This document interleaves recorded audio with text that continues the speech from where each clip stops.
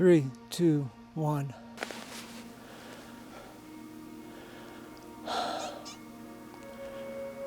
I have this thought, hits me every time I stumble, knock into a rock, that no one knows where I am. Certainly wasn't intentional. I was supposed to be out yesterday, and I have no way of telling my wife that I'm okay and that I still have a long way to go.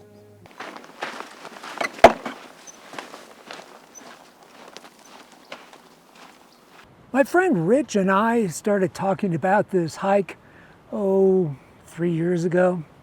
I'm sure he had been thinking about it even longer than that after he read about it in a guidebook. To be sure, this was not a book with nice little 3-mile hikes to waterfalls. These were serious expeditions.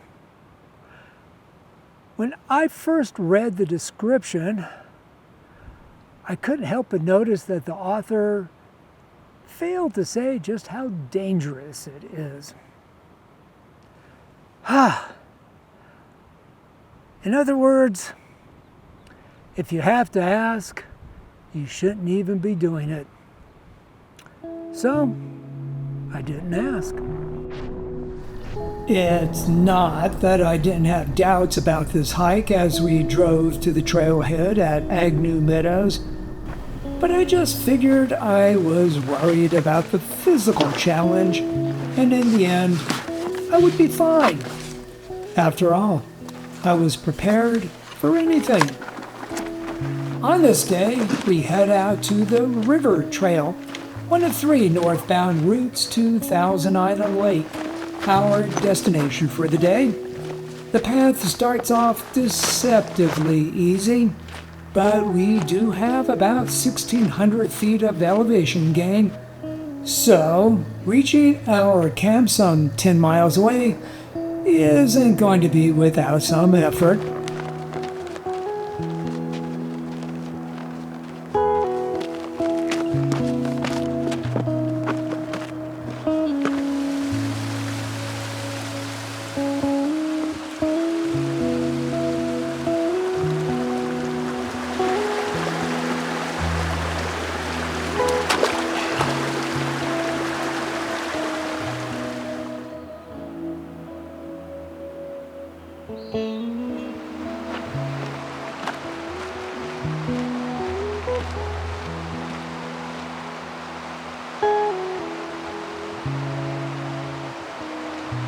Even when the trail starts to climb, we're rewarded by several waterfalls as the middle fork of the San Joaquin River tumbles through the canyon. The other 2 routes, though higher and full of views, aren't half as well watered. If nothing else, this means we don't have to carry full bottles. The tap is almost always running.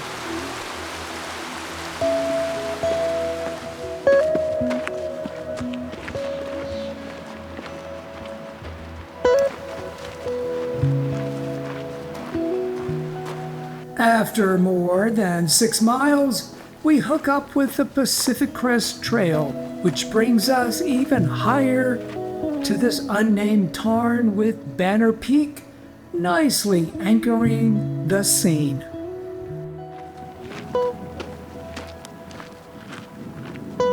And not long after that, we lose the PCT at one of the most beautiful lakes in the High Sierra Mountains.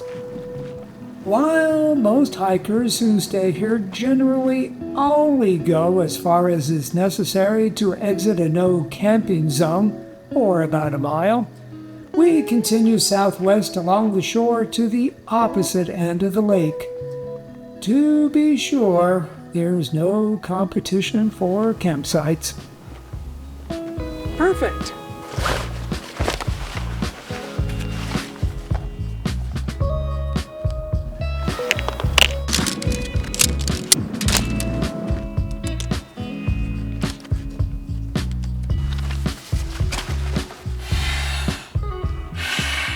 I got this tent because it's smaller and lighter, but my air mattress doesn't fit in very well. It's going to be a cramped night. And now a few stats about Thousand Island Lake, in case you're interested. Elevation, 9,833 feet and 2.5 miles long. The name first appeared on maps in 1897. By the way, John Muir, in a moment of banality, wanted to call it Islet Lake, but fortunately the more fanciful moniker stuck. Dominating the background is Banner Peak at 12,900 feet and change. I summited that sucker. Now, from the lakeside, it looks like a really hard climb, but on the other side, it's a Class 3 route that isn't quite the technical challenge. Lastly, Thousand Island Lake is known as a glacial tarn, meaning there was a big honking glacier here once, and when it retreated, it carved out a bowl.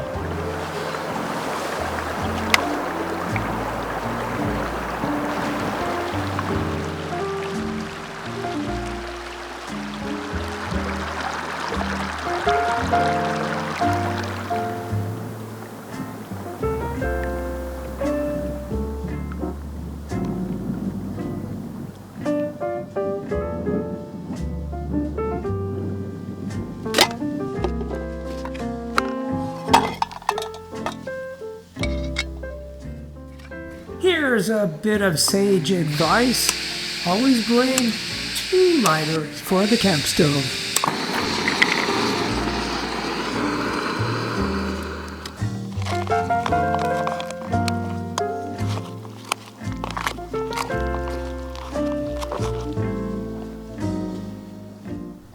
It seems like most places you go in the Sierras, a meadow is fair game for pack horse wranglers to water and feed their animals. They're noisy animals.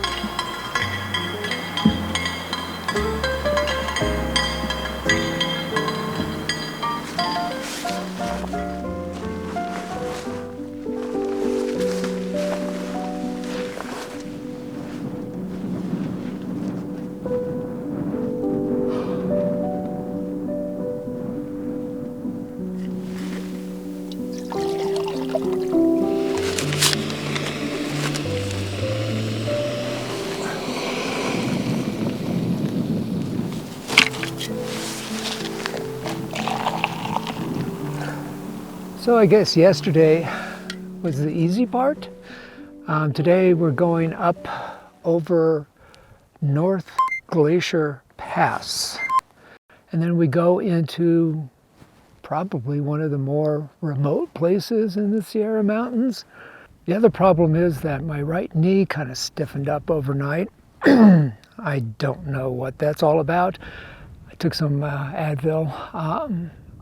My only concern is I know that I can get up and over the pass fine, but if it gets any worse and we're out in the middle of just the worst place to be hurt, I don't know what's going to happen. I think it's going to be a beautiful place. I just hope I'm not limping through it.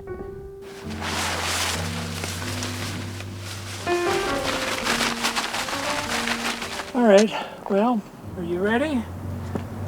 Yes, so. It's the big day. It's the big day. Come on, let's go. All right. It's coming.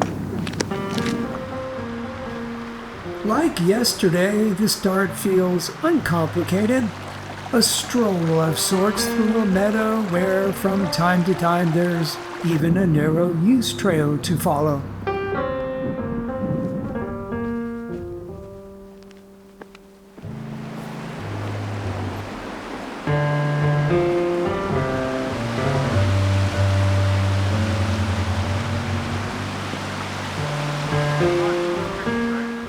And then A not-so-subtle reminder we are in a wild place. This is a pretty grim topic, but people do lose their lives up here in the mountains. But you just don't expect to see their graves up here. The two people on this plaque were Konrad and Anna Redenbacher, husband and wife, who in their early 30s had a fatal climbing accident on Banner Peak. They were German immigrants who came to the US in 1926, and a few years later they joined the San Francisco branch of Die Naturfreunden, the Nature Friends, which was sort of maybe a German-speaking Sierra club. With that group, they discovered the Sierra Mountains and climbing. So in early 1934, they were here and started climbing Banning Peak. More than a week later, they were reported missing. 3 search parties were not able to find them. So the authorities brought in their go-to guy, mountaineer extraordinaire Norman Clyde, who was 49 at the time. Now, in case you haven't heard of Norman Clyde, he was famous for having summited more than 1,000 peaks, and more than 200 of those were first ascents. So he came out here and found some cairns that he figured had been left by the couple, leading to a route that even he thought was sketchy. In fact, he said this was a sure place for an accident. He looked down and found the bodies on the glacier below him. Now, no one knows exactly what happened, but Clyde figured that it might have been a rock slide that knocked them off the mountain. Their bodies were brought here and buried. If nothing else, it's probably one of the most remote grave sites you're ever going to find, and probably one of the highest as well. After choosing to believe bad things won't happen to us, we continue up as the way steepens and hits 100-yard-long pile of boulders leading to North Glacier Pass.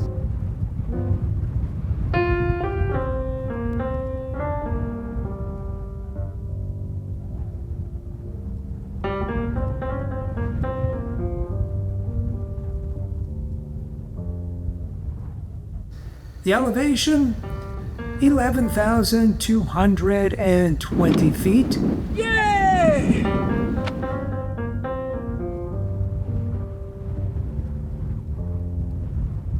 And after feeling as if I've conquered something monumental, there are more boulders. The area feels sterile, as rugged as things get. Glacier-fed Lake Catherine seems oddly placed. You'll almost never see a lake so close to a pass.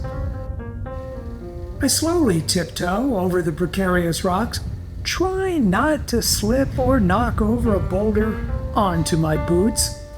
I'm conscious of how I could easily fall into the impossibly blue, severely cold lake. We pass the outlet stream, which flows into an unnamed tarn. The water pours off this ridge into the North Fork of the San Joaquin River below, and then travels some 350 miles to the Pacific Ocean. While that is impressive, I guess, our only concern is finding a way off a granite shelf to the tarn's shore. Finger handhold. There's a foothold. Handhold. What happened to that foothold?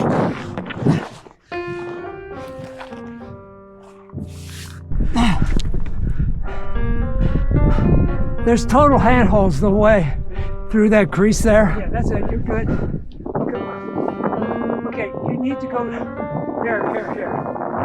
I got you. Okay, okay. You're almost there to the foothold. No. Right swim. foot or left foot? Left. I'm very comfortable. Left foot towards me. There you go. I don't feel anything. Well, you're past it now. Just slide yourself down. Here. Right there. No, I can't. There's nothing there. There is. There it is. Another tarn quickly shows up, and from here the rock is so steep, it's not easy to find our route. All along here is known as the day's crux, or differently defined, our make or break section, where success is getting down off the rock and failure is... Let's not talk about failure. I'm not interested in being buried in the mountains.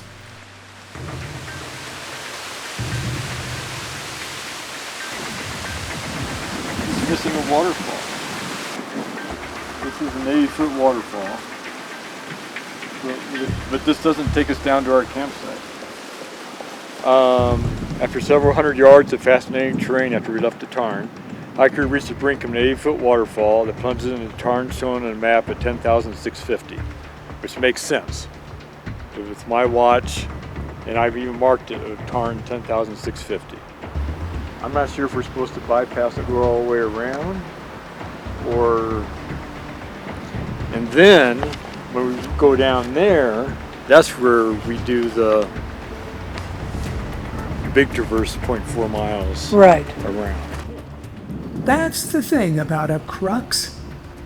The solution to it seems obvious to the person describing the route, and not when you're actually there. In the end, we decide to explore the ledges to the right. Somehow, we find a doable passage and get to the next challenge. A 0.4 mile traverse in search of one tiny spot that takes us past the various cliffs. At the end of that, we have only to descend a steep, rocky slope to our campsite. As far as I'm concerned, we've conquered the crux, and I'm starting to feel pretty cocky about it.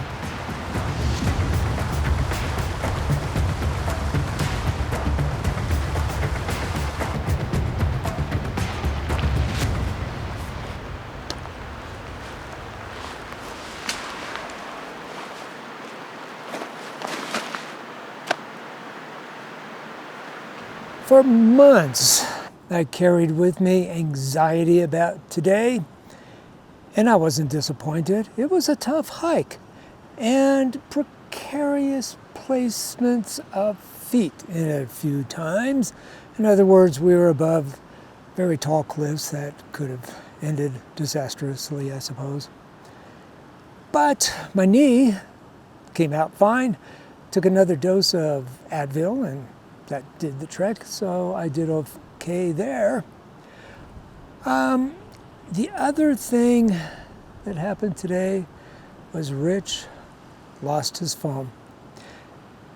That's a problem, because he had our map guide on it with all the waypoints, plus he was using it to text his wife to let her know that we were okay, and then she would carry on the message to my wife so that she would know I'm okay.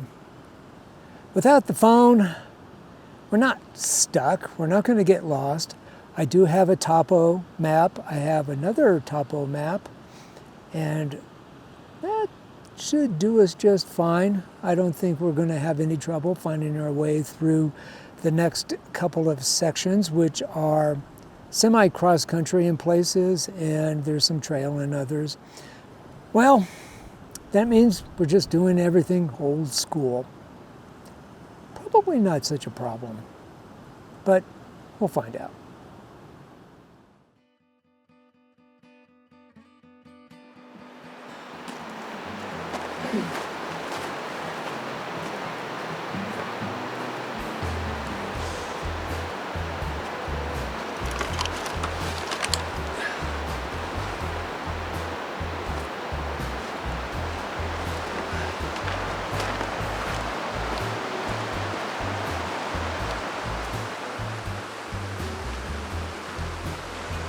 The next morning, we have a fairly severe down climb over more boulders into a canyon where the North Fork of the San Joaquin River starts building up power.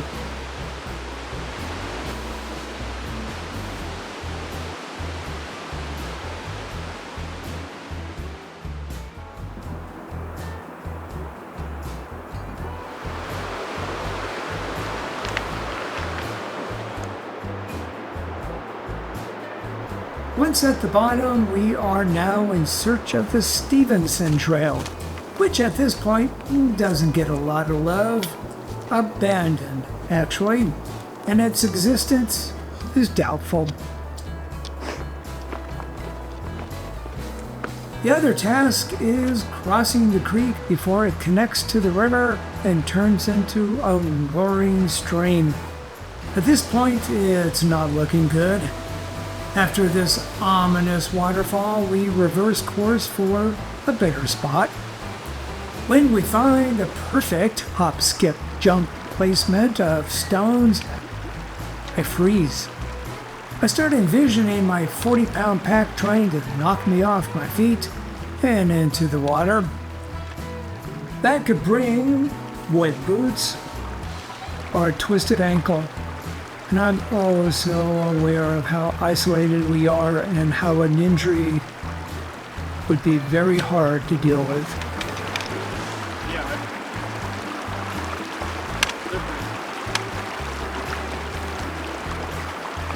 Suddenly, a small sign of a path in an unexpected place. Well, we're assuming it's the Stevenson.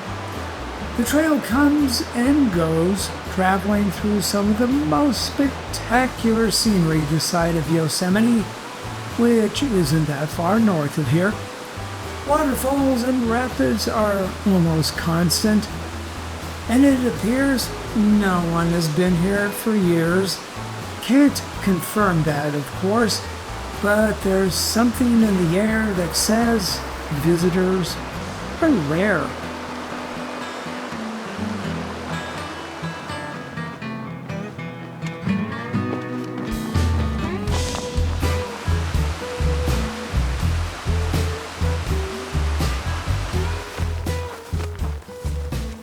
And then, after losing the trail and hiking cross country in search of it, Rich bends over with dizziness.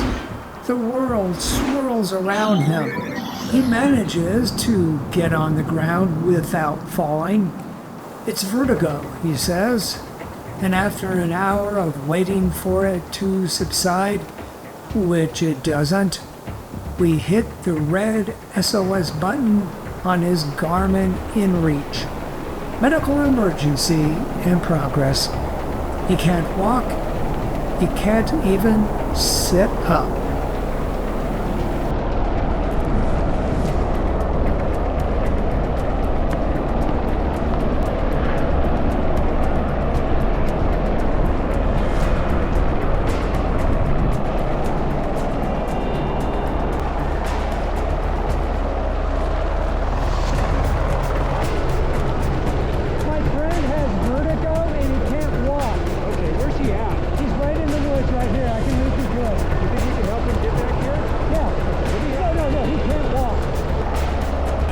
He is 70 years old and otherwise incredibly healthy. Okay.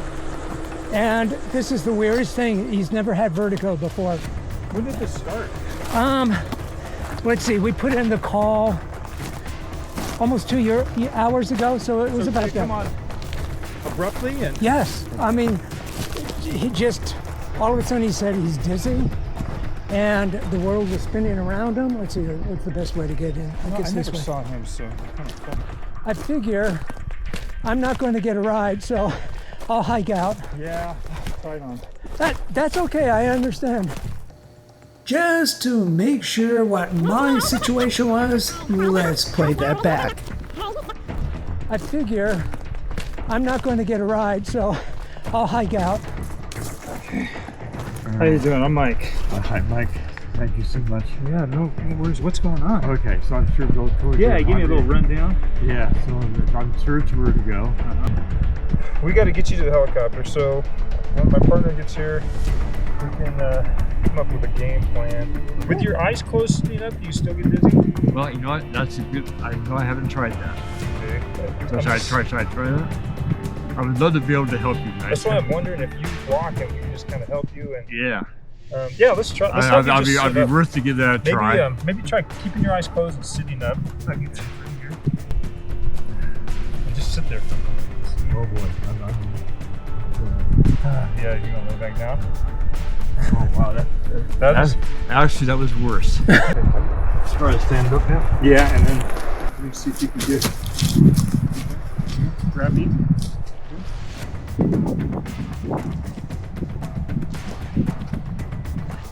These are pretty slow. I'm pretty strong. I've done this a little bit, but I'm not as long as I used to be. Almost 54. Get ready to catch you, Paul. There you go. It's just the overhead here. If we can get him, maybe we put him on the flat. Okay. Let's get him through this little. Okay. Okay, 1, 2, 3. Watch his base. No.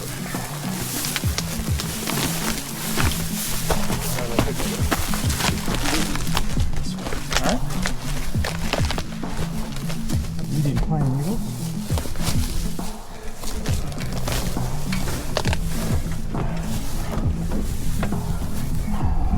You're going to slide a little further. There you go.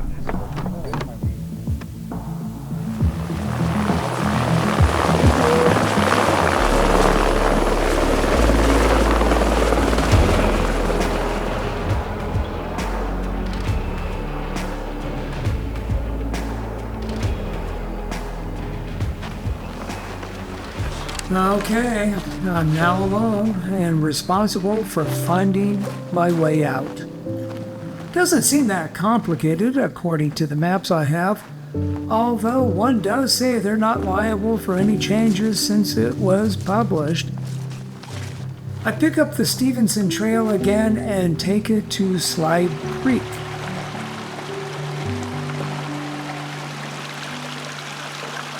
Where there's a campsite that, like everything else around here, looks untouched for years.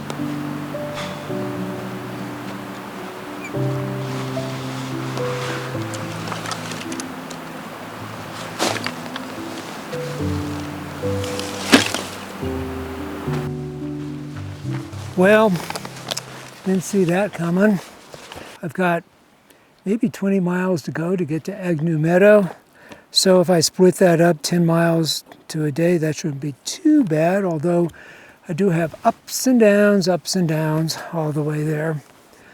I hope that the Stevenson Trail stays well defined.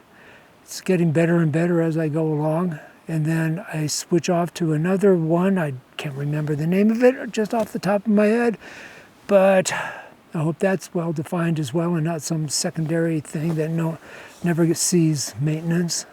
And in the meantime, I hope Richter's okay. I'm sure he's in good hands right now. And I hope that my wife is okay, knowing that I'm out here solo. So, 2 more days, and I have no idea what's going to happen.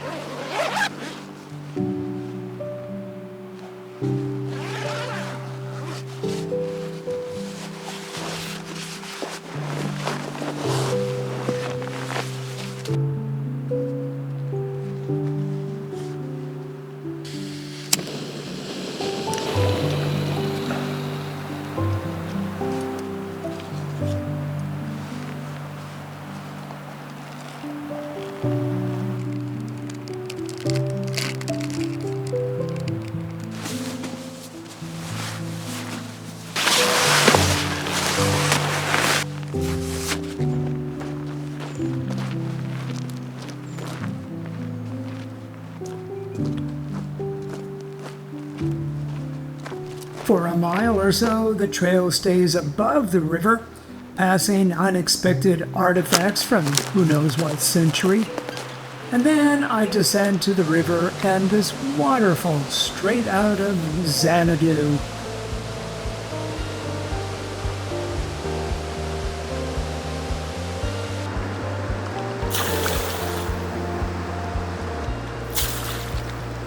I then come to one of the casualties of no trail maintenance. My first impulse for crossing the river is to attempt the bridge. After all, it seems sturdy enough, just a bit twisted. And then I see an alternative. Not that it doesn't have its own considerations. I have to keep in mind I'm on my own. One more thought about the bridge. Nah, I'm taking the logs.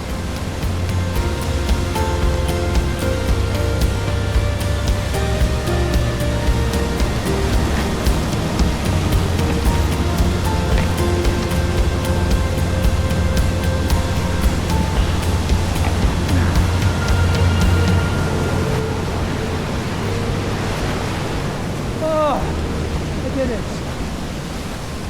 Now, originally, Rich and I were going to start somewhere up above us, and we were going to follow Dyke Creek as it goes up into the mountains there, and we would go up over Ritter Pass. I was tempted, just a little bit tempted, to maybe try the same thing, but then I realized that I had told Rich I was going to take this trail, and if anything happened to me up there, no one would know I was there. So it just made a lot of sense just to stick to the trail and not be quite so adventurous. Hey, I'll stay alive. I think that's more important. As I climb up the Stevenson Trail, I'm looking for a junction with the Iron Creek Trail, which heads east, as opposed to the Stevenson southwestward direction. One problem, I'm headed straight into a burn area. All right. Where'd the trail go? Not usually a place where paths live on after the flames. And I found it. Just hope I haven't missed the trail junction.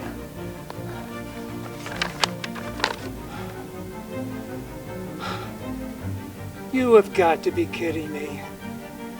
I didn't need to cross that river? Yep, I missed the Iron Creek Trail. And back over the river I go. At the falls, a moment to feel truly alone and perhaps a little lost. I want to stay here, stop all the effort, maybe jump in the water for a cold bath. And then I discover my back is against the ankle-high sign for the Iron Creek Trail. Not that this is any better than the Stevenson. Manzanita is everywhere, usually in the wrong place. After a half hour of stumbling, I reach Dyke Creek and find the rocks are slippery and I have another opportunity to be a casualty of the wilderness.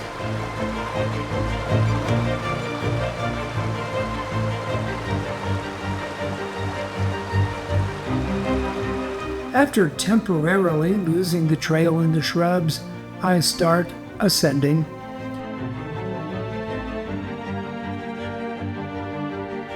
The trail comes to a creek which I cross.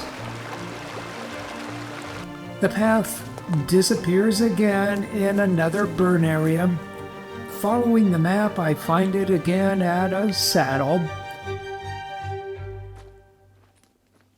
And lose it again. This time, permanently. It's nowhere. Safest thing to do is go back. Maybe not that safe.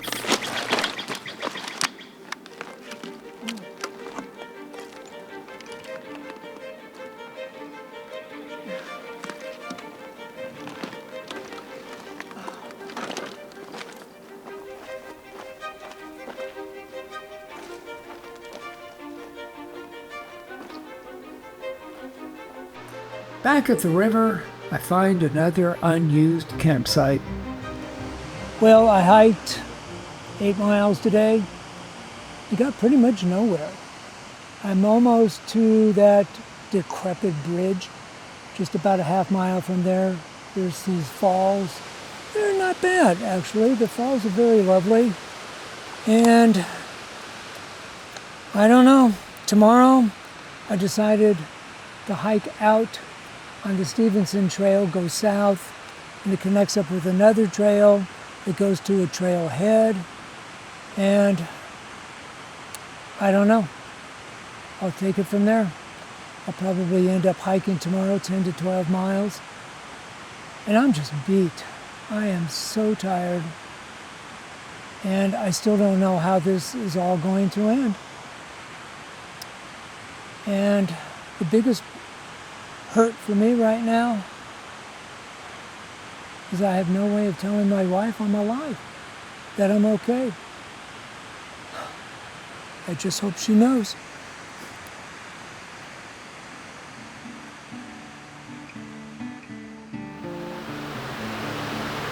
So, that looks like my way.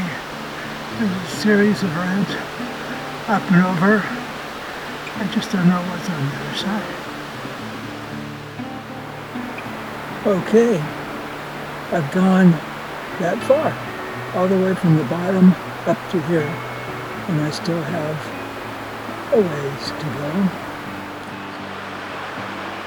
And that ways to go is pretty bushwhacky. Well, for anybody taking notes, I am not on the Stevenson Trail.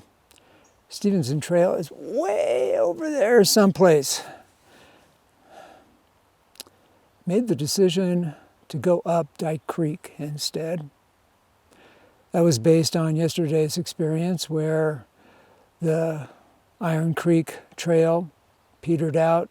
And the Stevenson Trail, the part of it that I had started on and then realized I was going the wrong way, that was getting pretty sketchy as well. So those are my two options for trails. My other option, cross country, up and over Ritter Pass. It's more dangerous. If something happens to me, no one's going to know where I am. So I need to be careful. The route follows Dyke Creek for the entire day, or so the map indicates. I have to force myself to stop and appreciate how wonderful this course is. How wild it is. How remote it is. Generally speaking, people don't seek out places like this. I suppose for good reason. The 3,000-foot climb isn't technical, but that's not the challenge for me. It's the simple determination to take every step deliberately. I have perhaps 2 more days of food on me.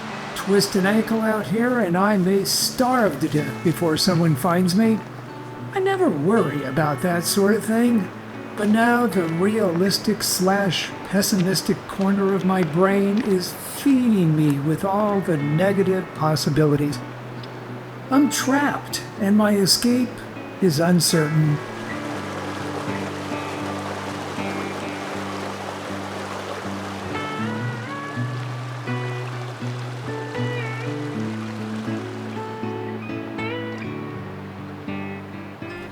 Finally, I come to a split in the creek where I'm supposed to follow the left-hand stream.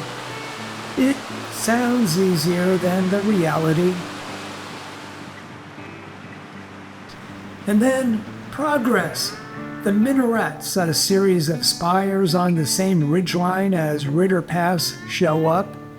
Perhaps I'm getting closer to my camp.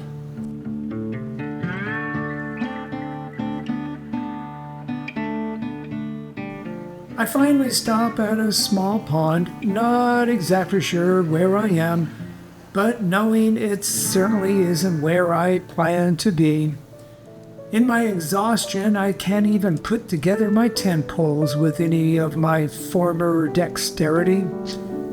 I'm beginning to wonder if I'm the first human to ever be in this spot, which worries me because that might mean I'm totally off course.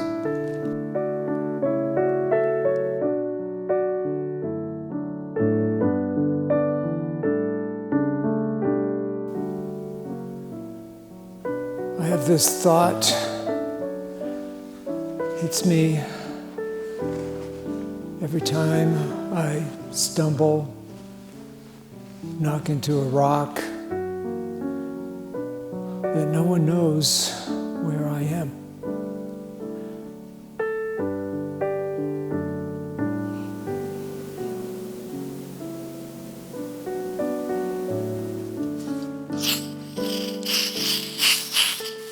I was supposed to be out yesterday, and I have no way of telling my wife that I'm okay.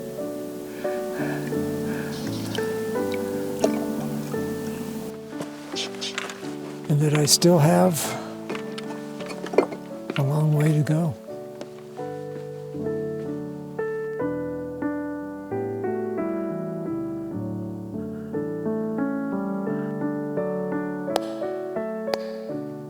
Echo.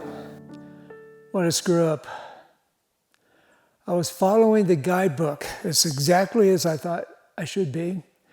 And it said take Dyke Creek up to a tarn. And I looked at the map, which meant I had to go bear left. And I was bearing as left as I could go. I bared. And somehow or other, I know I didn't make any mistake between my right and my left. I know I was going left, but somehow or other, I ended way right. Climbed up almost to the bottom of the minarets, looked down and saw this lake and another lake just right above it. Looked at the map. They matched the shape exactly on the map.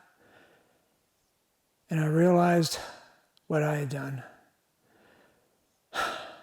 So I ended up having to climb down the nastiest boulder field to this lake, and now I have to go up to the next lake, which isn't that far, and then traverse around, and then up to Ritter Pass. But boy, oh boy, I'm going to get in so much later than I thought I would, and I just hope I have the energy to do this. One silver lining, at least I'm not lost.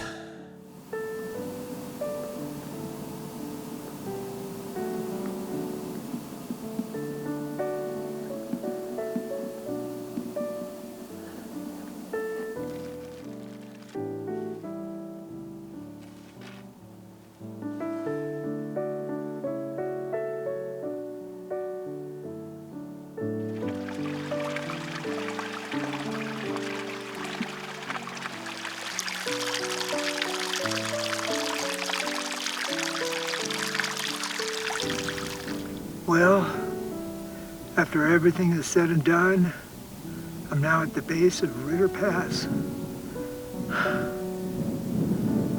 I guess I'm going to have enough energy to get up and over that. Plan of attack is to go up the left and near the top, traverse across, and then up and over. Yikes.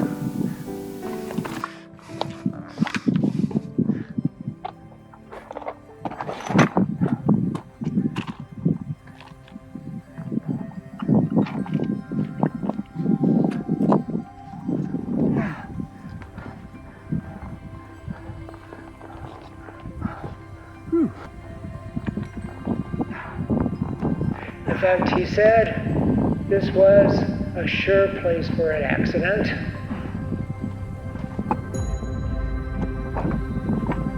Now, no one knows exactly what happened, but Clyde figured that it might have been a rock slide that knocked him off the mountain.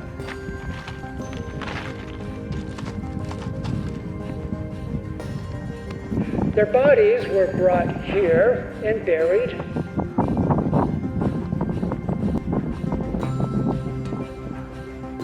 I did it!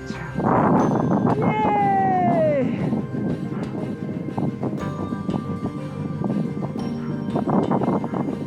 Now, how do I get down?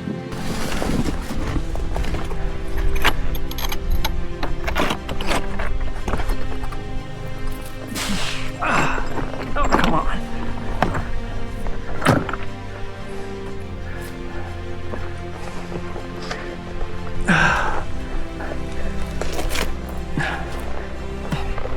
Oh, my foot's stuck.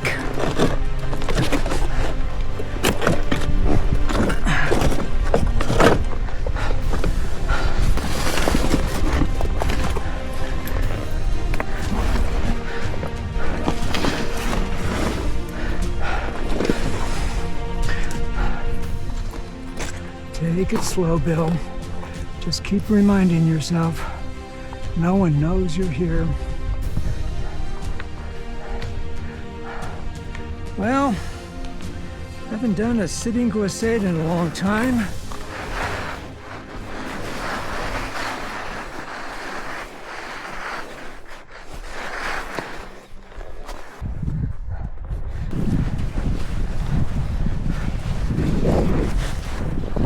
Ooh, my butt's frozen. Finally off the permanent snowfield, the way is steep and rocky for a considerable distance, but eases up the closer I get to my next target, Lake Ediza. And then, finally, I'm on a trail again. A path, by the way, I know is not going to disappear. As I near Agnew Meadows, I get a line of sight chance to check my phone for a signal.